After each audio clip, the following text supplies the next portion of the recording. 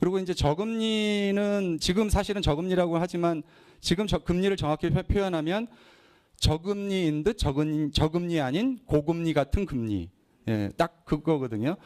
그래서 실제 내가 돈 1.25%가 한국은행 기준금리인데 실제 은행에 가서 지금 가서 빌리시면 거의 5%에 육박하는, 빌릴 수 있으면 굉장히 신용이 좋으신 거예요. 요즘 가계대출 거의 안 해주거든요. 사업이 목적이 아닌 한 거의 잘 안 해줍니다. 요즘 가계대출은. 그래서 그런 상황이고, 작년 2015년도에는 50% 정도가 다 이 금융권에서 돈을 대출한 상태이기 때문에 만약 금리가 오른다 하면 아마 이제 경제적으로 더 큰 여파가 오겠죠. 소득이 실질 소득이 줄어들기 때문에. 그리고 고령화는 이제 전 세계에서 가장 빠르게 우리가 고령화 사회로 진입한다는 말씀은 지난번에 드렸었던 부분이고요. 그래서 사실은 이 세 가지 팩트만 놓고 보더라도 우리나라 지금 현재 상황은 어떻게 보면 초나라한테 삥 둘러싸이는 걸 뭐라고 그러죠? 사면초가라고 그러죠. 예, 사면초가 같은 상황이에요.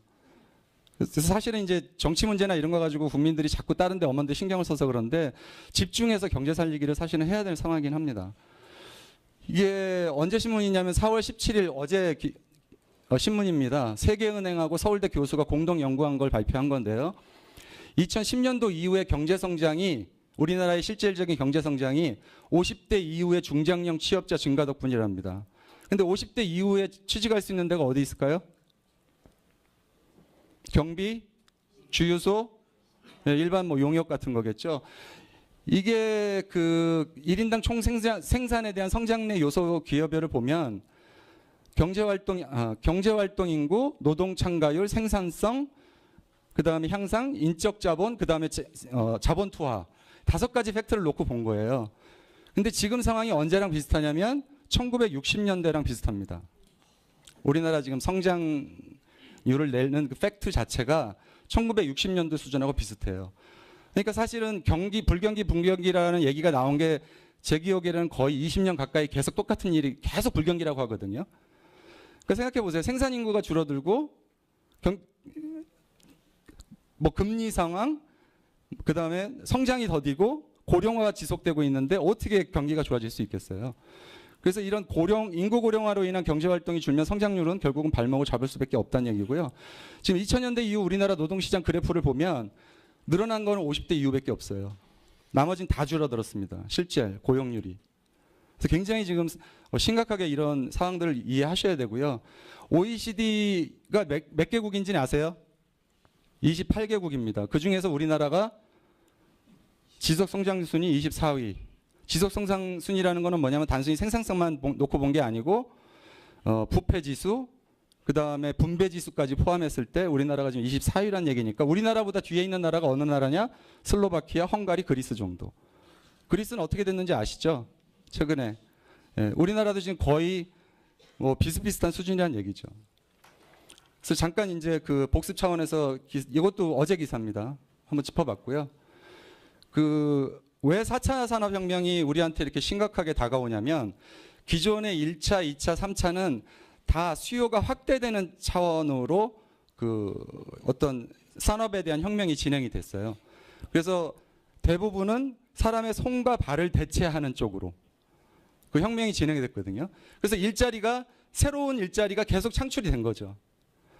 근데 4차 산업혁명이 심각한 건 뭐냐면 인공지능이 인간의 두뇌를 대체한다는 게 굉장히 심각한 거예요. 생각해 보시면 그동안 손과 발을 대체하는 게 나왔죠. 근데 만약 뇌까지 대체하면 어떻게 될까요? 사람이 필요할까요? 네, 필요 없어지죠. 그게 4차 산업혁명이 그래서 무서운 건데요. 그래서 토마스 프레이가 작년에 다보스 포럼에서 한 얘기가 2030년이 되면 전 세계에서 20억 개의 일자리가 사라질 거라고 보고 있거든요. 그리고 지금 초등학교 1학년이면 사회에 나올 때쯤 되면 그 친구들이 나올 때쯤 되면 65%는 지금 없는 직업에서 일할 거라고 예측하고 있어요. 미래학자들은.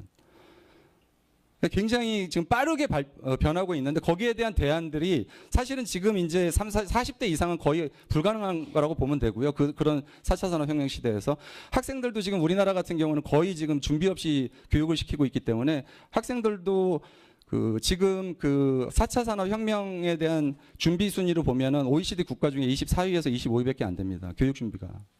그래서 굉장히 지금 뭐 옛날에는 정말 근면하게 열심히 잘 살았던 나라인데 모든 게 지금 준비가 좀 부족한 상태로 지금 가고 있죠. 그래서 미래의 대표 기술들을 보면 이런 기술들이 발달함으로 인해서 실질적으로 일자리의 변화가 일어나요. 여기 보면 밑에 요게 세븐일레븐이죠. 이거 오늘 기사에서 제가 발췌를 한 건데 심각하게 보셔야 될 게 일본이 6개 메이저 그 편의점을 2025년까지 무인화로 진행합니다. 그래서 모든 제품에는 태그가 달려서 그냥 장바구니에 담는 즉시 계산이 되는 거예요. 근데 일본이 그렇게 할 수 있었던 데는 두 가지인데 하나는 4차 산업혁명으로 인해서 과학기술이 발달한 거, 두 번째 실제 3명을 고용하고 싶어도 1명밖에 지원자가 없어요. 그러니까 무리하게 인건비가 많이 나가야 되는 거죠. 일본이 인구가 줄어들었기 때문에. 그래서 고육지책으로 만드는 거긴 하지만 결국은 이 일자리조차도 필요한 사람들한테는 없어지는 겁니다. 2025년이면. 마찬가지로 그럼 대형마트 어떻게 될까요? 네, 대형마트도 마찬가지로 없어집니다. 여러분들 스마트폰으로 들어가면서 본인 인증하시고 들어가서 장바구니에 담는 것들이 다 자동 계산해서 그냥 캐시어 없이 나오게 되는. 그러면 공장에서는 자동으로 알겠죠? 이 마트의 재고가 지금 어떻게 됐다라는 걸. 그래서 생산하는. 그러니까 생산과 소비가 모든 게 하나의 그 시스템화되어 있는 사회로 돌아가는데 거기에 인간이 개입할 수 있는 포인트는 거의 없습니다. 지금 요거 보시면 아시겠지만 1분에 1000자를 쓰는 로봇 기자는 이미 나왔습니다. 로봇가 기사를 씁니다. 그래서 몇 년 전에 LA에서 지진이 났을 때 3분 만에 인터넷에 기사가 떴어요. 지진 발생했다고. 근데 그걸 누가 썼냐? 로봇이 쓴 거예요. 여기 보시면 어느 글이 로봇이 쓴 기사일까요? 마산구장에서 2016년 타이어뱅크 KBO 리그 경기에서 다이노스가 하나 이글스를 상대로 10대1로 대승 거뒀다. B는 9일 마산구장에서 열린 NC와 하나와의 2016년 타이어뱅크 KB리그에서 거의 차이 없죠. 어느 게 로봇 같아요? 네, 틀려도 상관없어요. 네, B가 쓴 겁니다. B가 로봇이 쓴 거예요. B가. 훨씬 더 잘 쓰죠? 그래서 지금 그 2030년 정도까지는 아마 전 세계 기사의 80% 이상이 인공지능이 쓸 거라고 봅니다. 요거 보시면 이제 이게 구글의 무인 자동차들. 미국이 지금 목표로 하는 건 2030년까지 이제 미국 전역을 이제 무인 자동차화할 수 있는 시스템을 갖추겠다는 거죠. 그리고 요거는 아마존 창고예요. 아마존 창고인데 사람이 없죠. 네, 키바라는 로봇가 짐을 다 갖다 놓고 빼오고 다 합니다. 하루 주문량 210만 건인데 다 로봇가 해요. 사람은 로봇을 관리하는 거죠. 그래서 실질적으로 일자리가 앞으로 많아질까요? 줄어들까요? 이런 일자리조차도 줄어들죠. 이거는 그나마 이제 조금 약간 그레이드가 그러면 대학을 나오면 앞으로 잘 살 수 있을까요? 네. 앞으로 대학 졸업한 지 1년만 지나면 그 지식은 쓸모없는 지식이 될 거라고 보거든요. 워낙 지식 기반 사회라는 게 의미가 없어져요, 이제는요. 요거는 프린터로 진 집이에요. 24시간 만에. 중국에서 정부가 대회를 개최했는데 프린터로 진 겁니다. 프린터로. 그럼 하다못해 벽돌이라도 이제 나이 들어서 이제 퇴직하고 할 일 없어서 벽돌이라도 들어야 되는데 기계가 이렇게 져버리는 거예요. 자, 여태까지는 이제 좀 아까 미들 클래스라고 보고 이거는 뉴욕에 있는 골드만삭스라는 세계적으로 유명한 증권회사죠. 투자회사이기도 하고 골드만삭스 뉴욕 증권 지점에 주식 트레이더가 600명이 있었어요. 근데 지금 몇 명이죠? 2명. 투자 누가 할까요? 네, 인공지능이 합니다. 수익률이 원래 사람이 하던 것보다 더 높고요. 전 세계에서 제일 큰 펀드 중에 블랙락이라고 있는데 얘네 펀드가 한 2,000조가 넘거든요. 걔네가 80조 정도를 지금 AI한테 시범적으로 맡겨서 돌리고 있어요. 근데 수익률이 좋아요. 그래서 그걸 확대하려고 하고 있습니다. 그리고 여기 보시면 AI가 금융산업 잠식하면서 시티그룹은 2025년까지 170만 병 해고할 거라고 보고 있죠. 유럽하고 미국에서만. 근데 혹시 며칠 전 시티은행 기사 보셨어요? 한국에서 전체 지점에 80개 폐쇄한다고 했죠. 네. 그리고 대면 영업은 뭘로 해요? 화면으로. 네. 굉장히 빠른 속도로 바뀌고 있어요. 지금 우리가 체감할 깜빡할 사이에도 이렇게 많이 바뀌고 있고요. 뉴욕타임스의 켄쇼라는 그 인공지능은 이제 뉴욕타임스에서 한 얘기 기사예요. 연봉 50만 달러 받는 애널리스트가 40시간 걸려서 분석해야 될 자료를 단 몇 분 만에 분석해내는 거예요. 그러니까 앞으로 펀드 매니저 일자리도 없어지는 거죠. 그러니까 이런 알고리즘을 만들 수 있는 소수의 통계학자, 프로그래머 정도만 살아남는 겁니다. 그래서 실제 골드만삭스는 앞으로 자기네들을 IT 기업이라고 불러달라고 하고 있어요. 직원들이 IT 출신들로 다 채워지고 있어요, 지금. 통계학자들하고. 이런 햄버거까지도 로봇이 굽죠.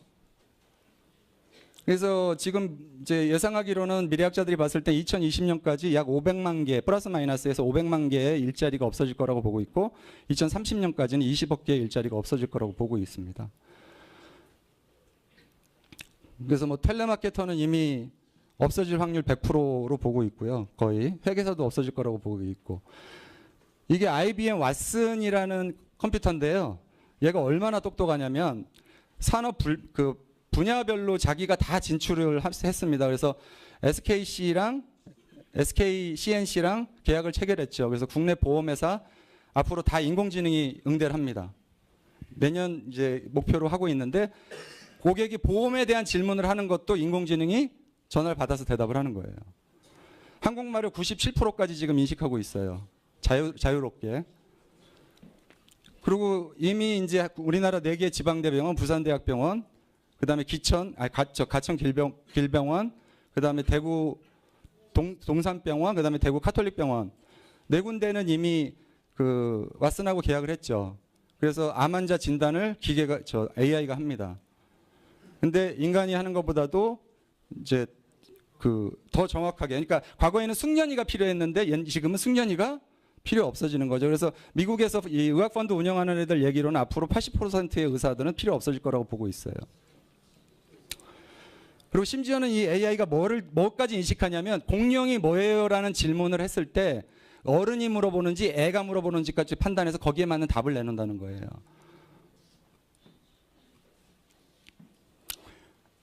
그래서 이 왓슨이 지금 의사 역할도 하죠. 그다음에 롯데랑은 계약을 했죠.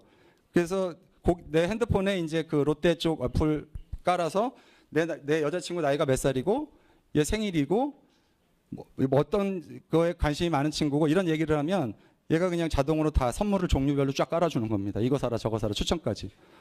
쇼핑 도우미.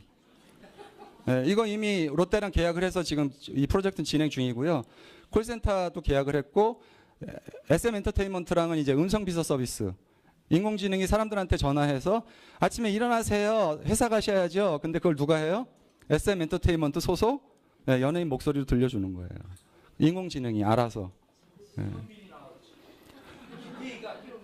근데 이 왓슨의 놀라움은 이 확장성이에요. 굉장히 많은 분야로 지금 확장이 되고 있고요. 지금 현재 퍼브스기 500대 기업 중에 절반이 문을 닫을 거라고 보고 있어요. 근데 이 와중에도 성장하는 회사들은 굉장히 성장하는데 여러분들 전 세계 호텔 그룹 중에 제일 큰 그룹이 어디죠? 힐튼이라고 알고 계시죠? 힐튼이 자산 가치 276억 불 정도 되는 회사거든요. 근데 이 회사는 실제로 전 세계 자기 부동산이 다 있지 않습니까?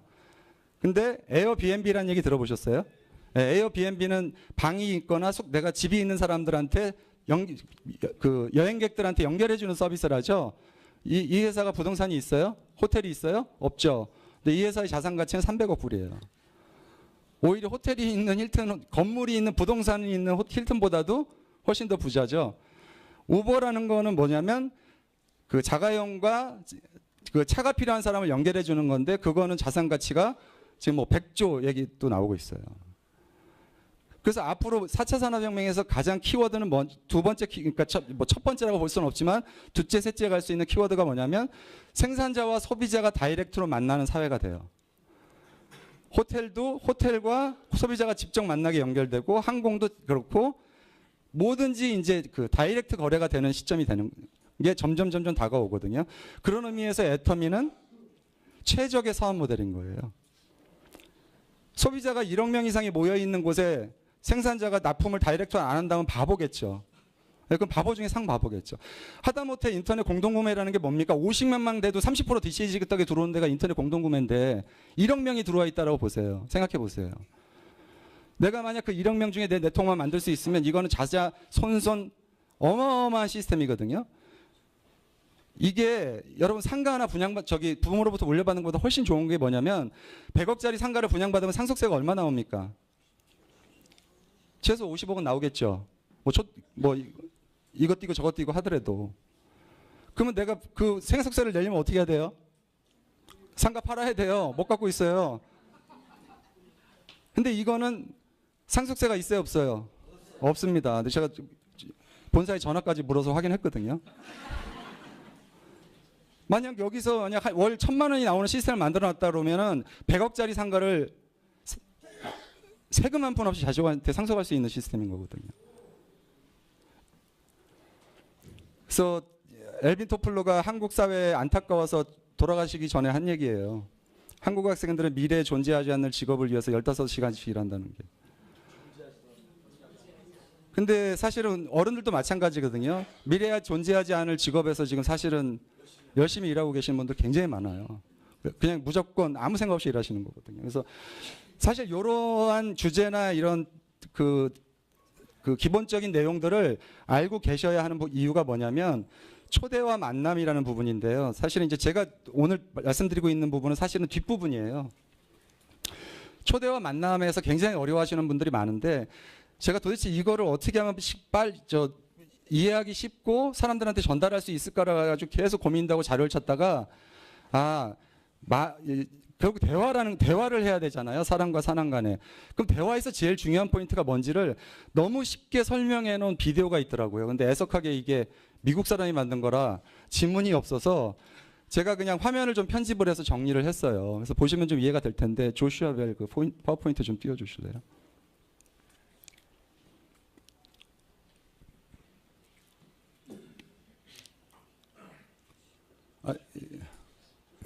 이 조슈아 벨이 누군지 아시죠? 음악에 관심이 없으시군요. 전 세계에서 굉장히 촉망받는 유명한 그 바이올리니스트고요. 우리나라에도 왔다 갔고 이 친구가 갖고 있는 이 스트라디바리우스가 40억짜리예요.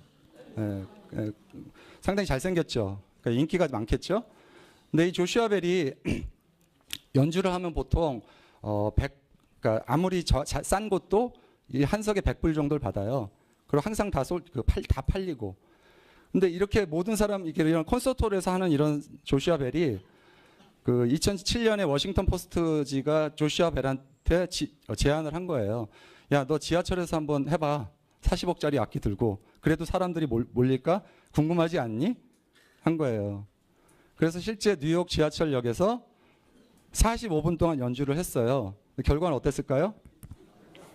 45불 벌었어요. 우리나라 돈으로 한 4, 5만 원 돈을 벌었는데 도대체 이 이유가 뭘까를 분석을 한 거예요. 이 두 사람 사이의 차이점이 뭘까요? 차이점. 자, 그럼 같은 점을 먼저 하나 보죠. 같은 점을. 바이올린 똑같다. 연주자 똑같다. 실력 똑같다. 자, 이게 뭐죠? 팩트예요, 팩트. 그러니까 제가 오늘 말씀드리려고 하는 거는 아리스토텔레스의 수사학이 사실 이 세상 커뮤니케이션의 모든 거라고 할 수 있다라는 거예요.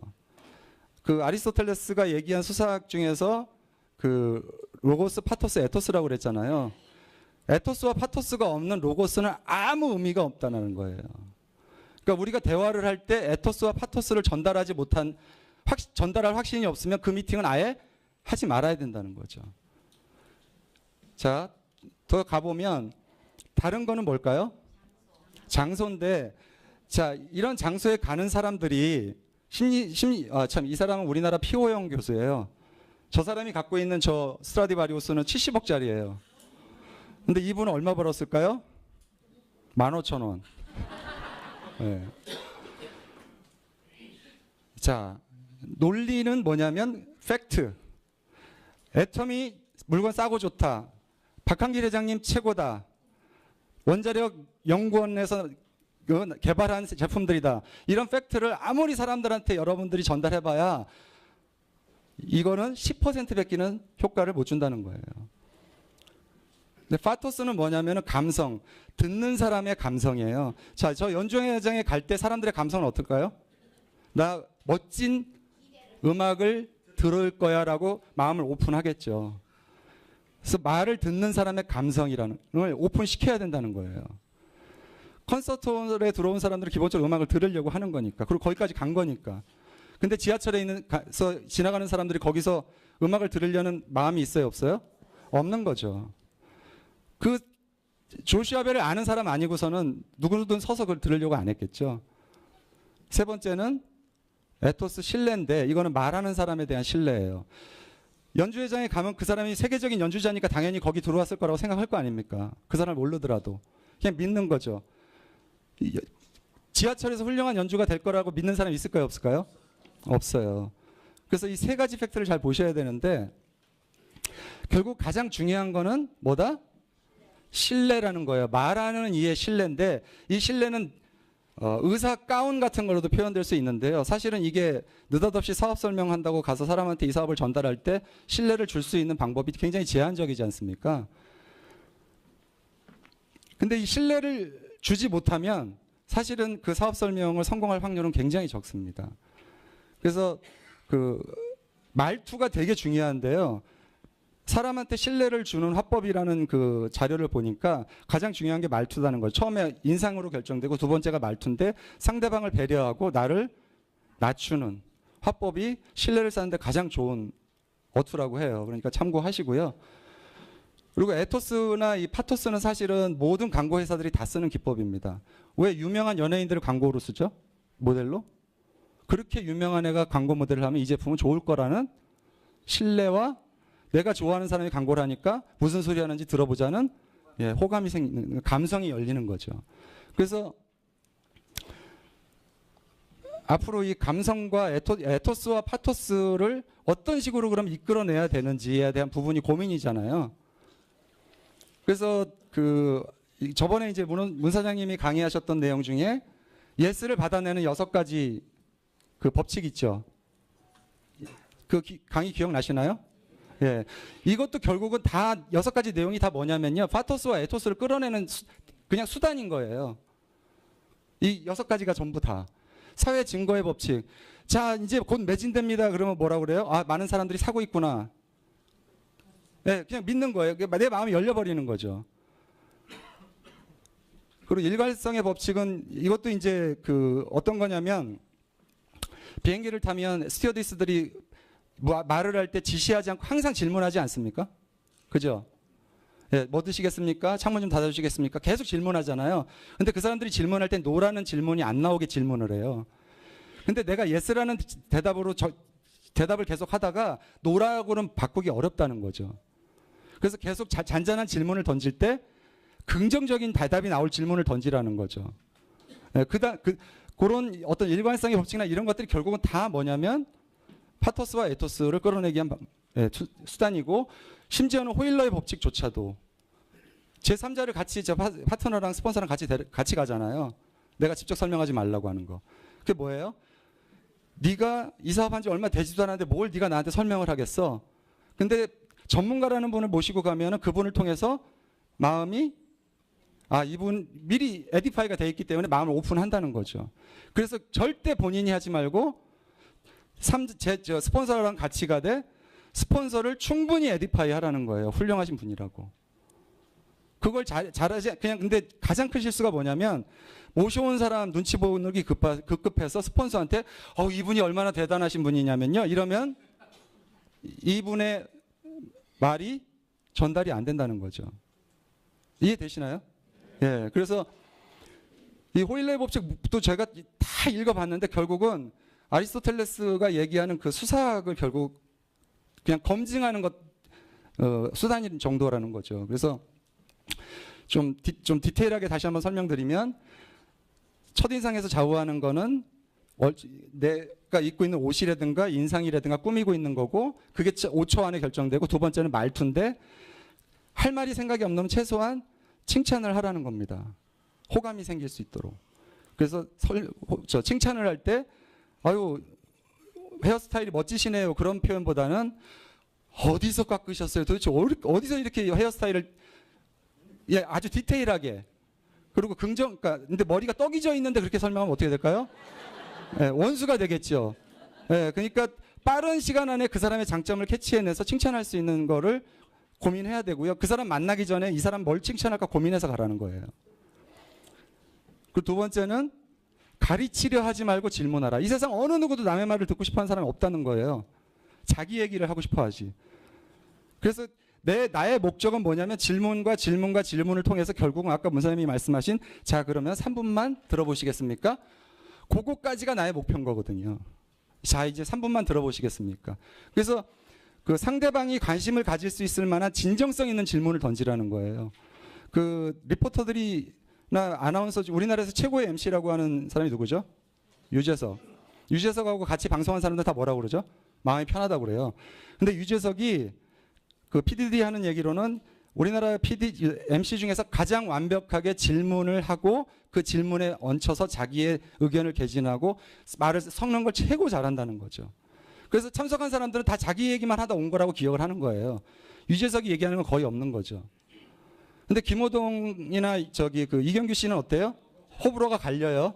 좋아하는 사람 좋아하죠. 싫어하는 사람 싫어요. 왜? 자기 얘기가 너무 많아요.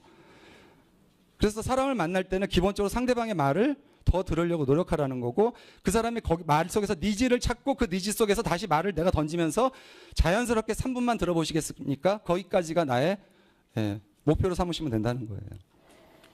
그 다음에 공감하고 상대방이 말하는 것에 대해서 공감하고 말할 때 딴 데 쳐다보지 마시고요. 그 사람의 눈을 쳐다보고 제 후배 중에 정말 이걸 잘하는 친구가 있는데요. 식당만 가면 주인 아줌마 눈을 보면서 어머니 저 왔어요 하고 처음 보는 아주머니한테도 그리고 밥 먹고 나면 너무 맛있어요. 근데 재밌는 건 뭐냐면 그 집에 두 번째, 세 번째 가잖아요. 심지어는 10만 원어치를 먹고도 그냥 돈 안 내고 나온 적이 있어요. 그냥 가라고. 아이고 내 새끼 왔어 이래 할머니가. 근데 이게요 진짜 저도 그래서 한번 그 친구를 벤치마킹해서 제가 시험을 해봤어요. 5명이서 호프집에 가서 술을 먹는데 밖에 비가 오는 거예요. 우산이 하나도 없는데. 그래서 제가 우산을 무슨 수가 있어도 5개 만들어야겠다 싶어가지고 서빙하러 오는 아가씨가 이렇게 좀 약간 뚱뚱하시게 하더라고요. 너무너무 맛있다고 계속 그러고 이제 올 때마다 눈을 마주치면서 아우 감사해요 계속 이랬거든요. 나갈 때 혹시 우산 없냐고 그랬더니 5개를 다 갖고 오더라고요. 한번 해보세요. 그래서 그 눈을 마주치고 대화하는 게 진짜 중요하더라고요. 그리고 공감하고. 그리고 마지막은 최고의 대화는 경청입니다. 상대방이 말하는 걸 끝까지 잘 들어주셔야 되고요. 그래서 요 정도의 그러니까 이게 디테일하게 이게 수단을 찾아가면 방법이 어렵잖아요. 근데 요 정도는 이제 기본적으로 마음속에 갖고 계실 수 있겠죠. 내가 말하기보다는 가급적 들어야 되겠구나. 그리고 상대방이 궁금한 게 내가 질문해야 되겠구나. 내가 설명하려고 하지 말고. 이 세상에 남의 말 듣고 싶어하는 사람 한 명도 없다. 근데 본인이 말하게 만들면 훨씬 설명은 쉬워진다는 거죠. 아무튼 이 정도로 해서 간단히 설명드렸고요. 아무튼 명강사 뒤에서 이렇게 나와서 설명하니까 떨리고 좀 쉽지는 않네요. 아무튼 고생 많으셨습니다.